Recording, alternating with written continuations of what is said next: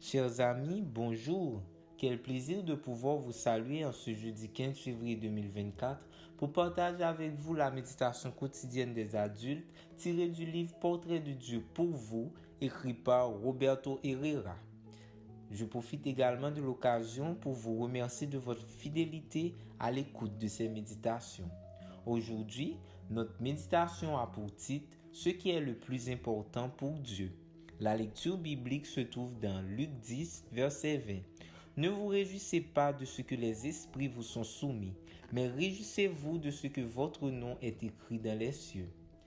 Après avoir envoyé un groupe de ses disciples pour leur premier voyage missionnaire sans sa supervision directe, Jésus les a rencontrés pour recevoir un rapport sur ce qui s'était passé et pour continuer à les former.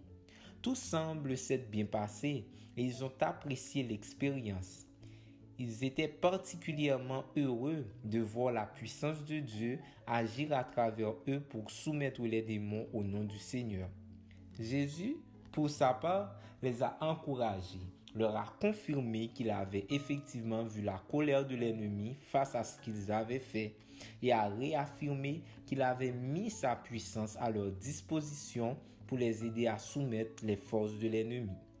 Ensuite, Jésus a dit quelque chose d'autre qui nous donne une image de ce qu'est Dieu. Paraphrasant les paroles du Maître, il a dit « Bien que vous soyez heureux et enthousiastes, je ne veux pas que vous pensiez que la chose la plus importante est ce que vous avez fait pour Dieu ou ce que vous avez accompli pour sa gloire. La chose la plus importante et la principale raison de se réjouir doit être ce que Dieu a fait pour vous en inscrivant votre nom dans le livre de la vie. La vraie raison de se réjouir n'est pas que tu as du pouvoir sur l'ennemi, mais que l'ennemi a cessé d'avoir du pouvoir sur toi à cause du Christ. Jésus nous montre ici que pour Dieu, l'appel passe avant le ministère. Ce que nous sommes en Christ est plus important que ce que nous faisons pour Christ. Dieu s'intéresse davantage à la relation que nous entretenons avec lui qu'aux réalisations que nous accomplissons en son nom. Et lorsqu'il nous donne l'occasion de le servir ou de travailler avec lui, son but est que cela nous aide à développer une relation plus profonde d'amour et d'obéissance avec lui.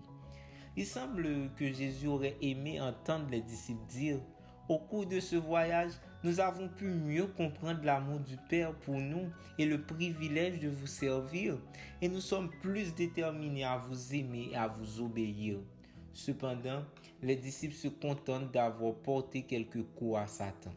Si vous accomplissez quelque chose aujourd'hui, réjouissez-vous et donnez à Dieu la gloire et le crédit.